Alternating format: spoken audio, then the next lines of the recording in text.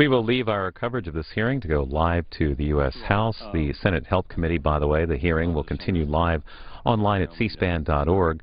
They'll take a break for party lunches at about 12:30 Eastern, and then we'll continue with more live coverage on the C-SPAN networks this afternoon. And now live to the U.S. House as members are about to gavel in here on C-SPAN.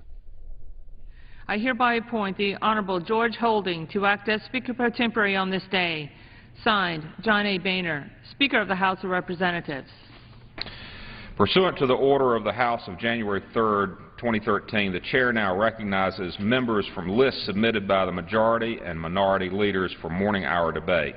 The Chair will alternate recognition between the parties, with each party limited to 1 hour and each member other than the majority and minority leaders and the minority whip limited to 5 minutes each.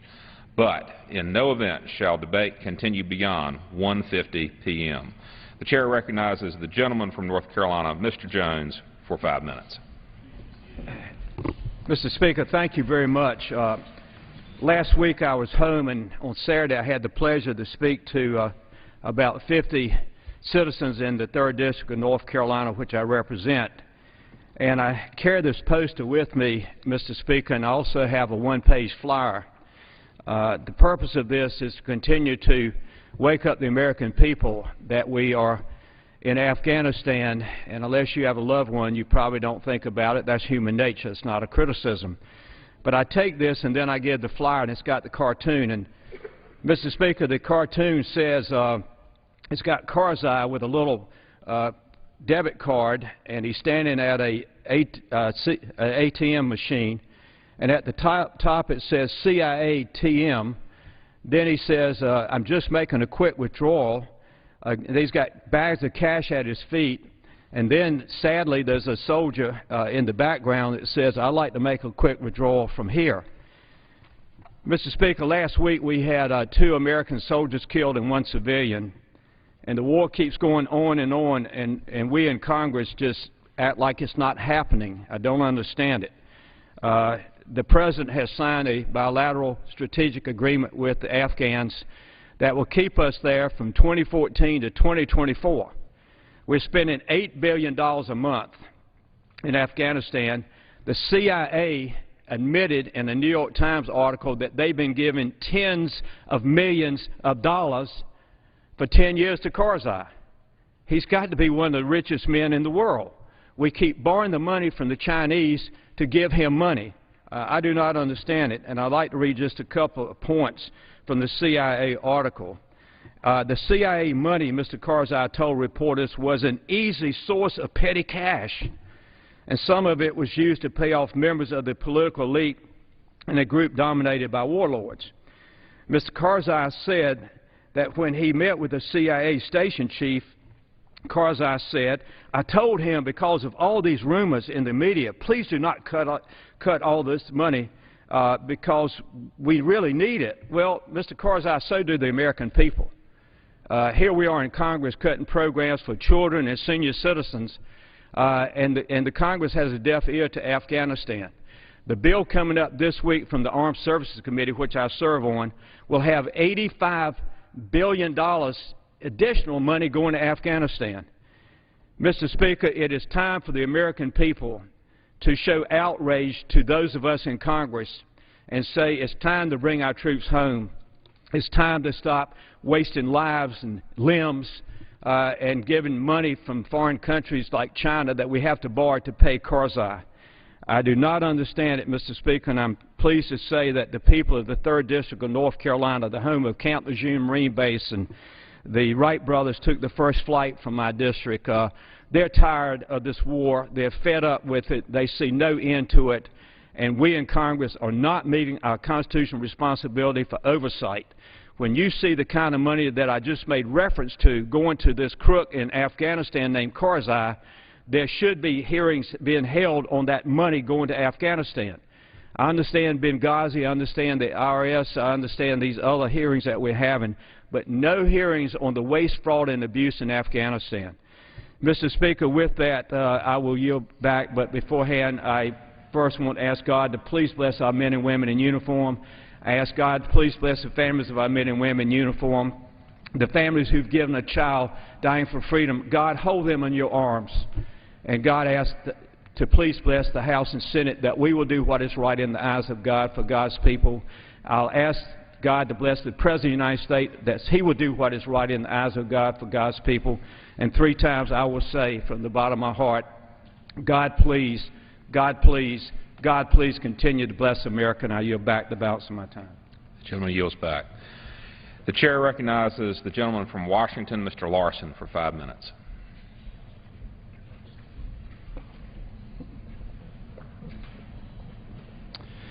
Mr. Speaker, a couple of weeks ago, Dan and Sally Sly packed up their camper and headed out on Interstate 5 on their way to their favorite campsite in northwest Washington State. And while crossing a bridge over the Skagit River they had safely crossed many times before, a large truck ahead of them clipped the frame of the bridge above. And without warning and without time to react, the pavement under Dan's pickup fell out from underneath them. Next, Dan said, it was just a white flash in cold water. Like thousands of constituents, I myself have driven over that bridge many times. But now, today, no cars are crossing it. Recovery workers have been hard at work pulling pieces of that bridge, along with Dan's pickup, from the flowing waters of the Skagit River, and quickly building a replacement span. The fact that no one died in this collapse is a blessing. But not all have been so lucky. My colleagues will remember in 2007 when a bridge spanning the Mississippi River in Minneapolis crashed during rush hour, killing 13 people and injuring another 145. Today I want to ask my colleagues a simple question. Should not Americans be able to drive across a highway bridge with the reasonable expectation that it will not crumble away from underneath them? On Thursday this week, the Senate Appropriations Transportation Subcommittee will hold a hearing on the Skagit River Bridge collapse. I spoke this morning to the chairman of the National Transportation Safety Board about its investigation. I'm eager to read their report on the incident. But we already know that our aging infrastructure should be enough to make this Congress act. 67,000 bridges in our country are rated structurally deficient. 67,000 bridges. When those bridges fall, it isn't just the unlucky few on those bridges who suffer. Whole economies that rely on safe and efficient transportation suffer. The I-5 bridge over the Skagit River doesn't just connect Burlington and Mount Vernon.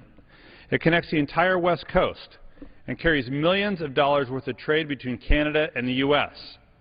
Today, that trade is in stop-and-go traffic on local roads. But here's the good news. We know how to build safe bridges. There are thousands of civil engineers devoting their lives today to building good structures that don't fall down. But we need to pay for them. We need to maintain our bridges until they are old, and then we need to replace them. We can't keep waiting until they crumble into the water below. President Obama wants to fix it first by spending $40 billion on highways, bridges, transit systems, and airports that are most in need of repair. Now, that's a good start, but Congress should approve that funding. But if we're really going to do something about our long-term transportation needs, this body, this Congress needs to get to work on a long-term transportation bill that doesn't just patch our aging roads, but invest in an infrastructure that meets the needs of America's 21st century economy. We can't have a big league economy with little league infrastructure. Now, over Memorial Day, more than 31 million Americans hit the roads. And I asked my colleagues, were you among them? How many bridges did you drive over? How many were structurally deficient? If you think your constituents should be able to drive over a bridge without wondering whether it will crumble beneath them, then this Congress must act on a long-term transportation bill. It's time to put our money where our safety is. I yield back. The gentleman yields back. The chair recognizes the gentleman from Kansas, Mr. Pompeo, for 5 minutes. Thank you, Mr. Speaker. Thank you, Mr. Speaker. It's been just under 2 months since the attacks in Boston, and in those intervening weeks, the silence of Muslim leaders has been deafening. And that is sad, but perhaps most importantly, it's dangerous. There have now been at least a dozen attacks by Muslim terrorists on U.S. soil since Ramzi Yousef's Parks rental van exploded in the basement of the World Trade Center on February 26th of 1993. Some have caused death and injury, such as the 9/11 attacks in 2001 and Nidal Hassan's mass shooting at Fort Hood, Texas. Other attacks, such as Faisal Shahzad's Fizzle Times Square bombing or the unsuccessful underwear bombing of a flight, were thwarted or aborted. But yet, fatal or not, all of these attacks were successful in scaring Americans, successful in reducing our freedom in the most freedom-loving nation on earth, successful in slowing our economy, and successful in demonstrating that an open society can potentially be vulnerable. They were, in the former Attorney General Mike Mukasey's words, crimes that are nonetheless meant to send a terrorist message. When the most devastating terrorist attacks on America in the last 20 years come overwhelmingly from people of a single faith and are performed in the name of that faith, a special obligation falls on those that are the leaders of that faith. Instead of responding, silence has made these Islamic leaders across America potentially complicit in these acts, and more importantly still, in those that may well follow. If a religion claims to be one of peace, Mr. Speaker, its leaders must reject violence that is perpetrated in its name. Some clerics today suggest that modern jihad is nonviolent and is only about making oneself a better Muslim. Perhaps that's true for moderate Muslims, but extremists seek to revive the era when most Islamic clerics understood jihad to be holy war. Mr. Speaker, decades of Middle Eastern oil money have propounded this more extreme, violent interpretation in mosques around the world. Less than 2 months after the 9/11 atrocities, an Egyptian Muslim Brotherhood preacher, who is probably the most influential Sunni cleric today, declared suicide bombing to be legitimate. He said, quote, "These are heroic commando and martyrdom attacks and should not be called suicide." So what is it that these Islamic leaders must say? First, that there is never any justification for terrorism. No political goal legitimizes terrorism. Terrorism is never excusable as resistance. Imams must state unequivocally that terrorist actions, killing and maiming, sully Islam. They must also publicly and repeatedly denounce radical clerics who seek to justify terrorism. There is a battle of interpretation within Islam. It's not enough to deny responsibility, saying one's own interpretation doesn't support terrorism. Moderate imams must strive to ensure that no Muslim finds solace for terrorism in the Quran. They must cite the Quran as evidence that the murder of innocents is not permitted by good, believing Muslims, and must immediately refute all claims to the contrary. Finally, Muslim leaders must say that there is no room for militant Islamism in the religion of peace. These statements must be made publicly, frequently, and in the mosques. Yes, in the mosque and in the madrasa, where many learn their Islamic religion. You know, we have to call evil by its name in order to stamp it out. Downplaying atrocities and rampages ensures more of them. Every Muslim leader must unequivocally proclaim that terror committed in the name of Islam violates the core tenets of the Prophet Muhammad, and they must do so repeatedly. Period. My own faith has occasionally been hijacked in the name of violence and cruelty, including in Kansas, my home state, by Fred Phelps and his Westboro Baptist Church. In response, hundreds of Protestant ministers preached that Mr. Phelps' actions violate the most fundamental Christian traditions, and they have denounced he and his church's evil acts.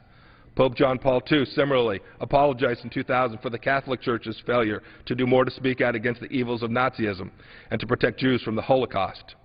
Just as these religious leaders have called out those who have killed and acted brutally in the name of their faith, so too must Muslim religious leaders refute terrorist theology. We're now 2 decades into Islamic radicals attacking Americans on U.S. soil. I know that not every Muslim supports these actions. Dr. Judy Jasser of the American Islamic Forum for Democracy has spoken out in a clear and consistent way. So has Zainab al-Suwaji of the American Islamic Congress.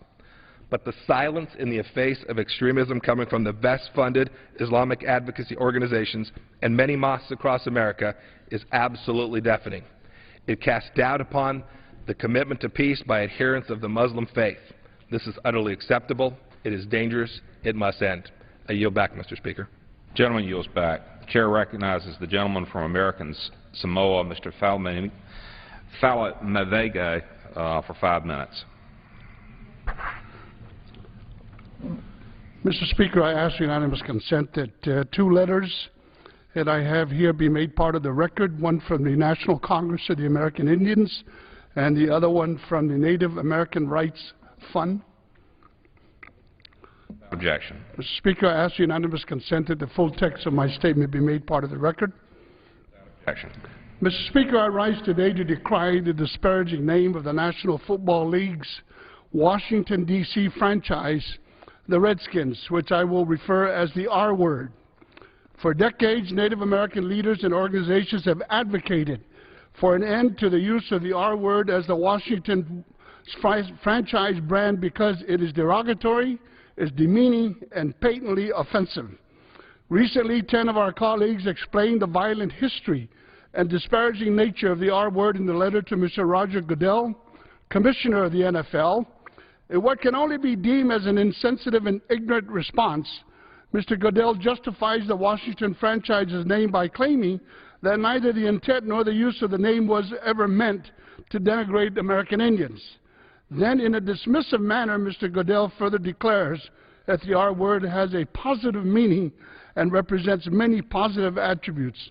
Mr. Speaker, I join my colleague, the gentlewoman from Minnesota, the co-chair of the Congressional Native American Caucus, Congresswoman Betty McCollum, who states that Mr. Goodell's letter, and I quote, is another attempt to justify a racial slur on behalf of Mr. Dan Snyder, owner of the Washington franchise, and other NFL owners who appear to be only concerned with earning ever larger profits, even if it means exploiting a racist stereotype of Native Americans.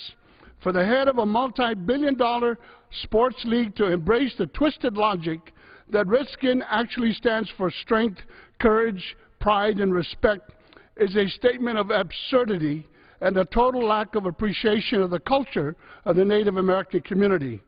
I also join, Mr. Speaker, my colleague, the gentleman from Oklahoma, the co-chair of the Congressional Native American Caucus, my dear friend and colleague, a member of the Chickasaw Nation of Oklahoma, Congressman Tom Cole, and I state, which he says, this is the 21st century. This is the capital of political correctness on the planet. It is very, very, very offensive. This isn't like warriors or chiefs. It's not a term of respect, and it's needlessly offensive to a large part of our population. They just don't happen to live around Washington, D.C. I also join, Mr. Speaker, my colleague, the gentlewoman from the District of Columbia, Representative Eleanor Holmes Norton, who states that Mr. Snyder, and I quote, is a man who has shown sensibilities based on his own ethnic identity, yet who refuses to recognize the sensibilities of American Indians. And I could not agree more, Mr. Speaker, with the gentlelady from the District of Columbia, that Mr. Snyder, more than any of the owners of these NFL clubs, to show greater sensitivity towards our Native American community. In fact, I commend Mr. Snyder for building the third most expensive football franchise within the NFL at well over $1.6 billion as part of our free and open market system in the field of sports. But, Mr. Speaker, why are we allowing this to be done on the sweat, the tears, and the suffering of Native American Indians? Recently, in an interview in the USA Today newspaper, Mr. Snyder defiantly stated, and I quote, "We'll never change the name. It's that simple. Never. You can use caps." Such arrogance is wholly inconsistent with the National Football League's fundamental diversity policy, which states, diversity is critically important to the NFL. It is a cultural and organizational imperative about dignity, respect, inclusion, and opportunity. Mr. Speaker, it is critically important that the NFL promotes its commitment to diversity and uphold its moral responsibility to disavow the uses of racial slurs. The use of the R word is especially harmful to Native American youth, tending to lower their sense of dignity and self-esteem. It also diminishes feelings of community worth among Native American tribes and dampens the aspirations of their people. Whether good intention or not, the R word is a racial slur akin to the N word among African Americans or the W word among Latin Americans. America would not stand for a team called the Blackskins or the Yellowskins. Such offensive terms or words would no doubt draw widespread disapproval among the National Football League's fan base. And yet national coverage by our national media and sponsors of Washington's football franchise profits from a term that is equally disparaging to Native Americans. Mr. Speaker, so that the public may better understand and be more informed, I want to share with my colleagues the history and the real origin of how the word Redskin came about. Mr. Speaker, I thank you, And I yield back. Gentleman yields back. The chair recognizes the gentleman from Texas, Mr. Poe, for 5 minutes. Mr. Speaker, the administration puts forward a false choice between the liberties we cherish and the security we provide. No more illegal wiretapping of citizens. No more ignoring the law when it is convenient. That is not who we are. That is not what is necessary to defeat the terrorists. We will again set an example for the world that the law is not subject to the whims of stubborn rulers and that justice is not arbitrary. This administration acts like violating civil liberties is the way to enhance our security. It's not. Mr. Speaker, that was candidate Obama in the year 2007 when he was attacking another administration. But that was then and this is now. How times have changed. Flash forward to the summer of 2013, the summer of surveillance. The Department of Justice seizes information from 20 different Associated Press phone lines. The Department of Justice seized phone records of Fox News reporter James Rosen and his parents and several Fox News phone lines. The NSA, which I call the National Surveillance Agency, seized from Verizon Business Network Services millions of telephone records, including the location, numbers, and time of domestic calls. Thursday, we learned about another secret government program called PRISM that allows the NSA to search photos, emails, and documents from computers at Apple, Google, and Microsoft, among many other Internet sources. Mr. Speaker, the American people have lost trust in this government. You think? The government spooks are drunk on power, and it's time for Congress to intervene to prevent the invasion of privacy by government against the citizens. The administration says its snooping activities are lawful. Well, not so fast. Let's start with the Patriot Act, which needs to be reviewed, but let's look at it as it now stands. The Patriot Act requires, quote, a statement of facts showing there are reasonable grounds to believe the tangible things sought are relevant to foreign intelligence, international terrorism, or espionage investigation. I see no way that the National Surveillance Agency could be lawfully conducting such a widespread, intrusive fishing expedition based on the Patriot Act or FISA. They're supposed to be justifying each individual search based on lawful grounds, not snooping and prying and spying through tons of data hoping to find a hit on some bad guy. In other words, the government should only be able to collect phone records with a court order for someone they have reasonable suspicion to be connected with a terrorist. Government cannot use the Soviet-style dragnet approach, hoping to catch a big fish while also catching the endangered species of freedom. What the Patriot Act does not allow is widespread warrantless invasions of privacy where government blindly snoops around looking for some mischief. But the government claims it got some bad guys, 2 or 3 terrorists, it says. Well, if so, show us the cases. Those cases should be public if charges were filed, but that still doesn't justify the invasion of privacy. Let me continue. The administration could also be seizing emails of citizens over 6 months old without a warrant in its snooping frenzy. Unfortunately, the law allows this to occur. This needs to be changed. Representative Zoe Lofgren and I are trying to fix that with legislation to reform the outdated Electronic Communications Privacy Act by requiring a warrant for government to search and seize emails. Such a basic constitutional requirement should be made the law when government wants to arbitrarily take people's emails. The bullying and badgering of the Fourth Amendment must cease. The federal government tries to scare citizens and arbitrarily redlines the Fourth Amendment. Mr. Speaker, technology may have changed over the years, but the Constitution just does not. We can have security, but not at the cost of losing individual freedom. Because, to quote the constitutional law professor, there should be no choice between the liberties we cherish and the security we provide. But the summer of surveillance continues, and that's just the way it is. I yield back. Gentleman yields back. Pursuant to Clause 12, Section A of Rule 1, the Chair declares the House in recess until 2 p.m. today.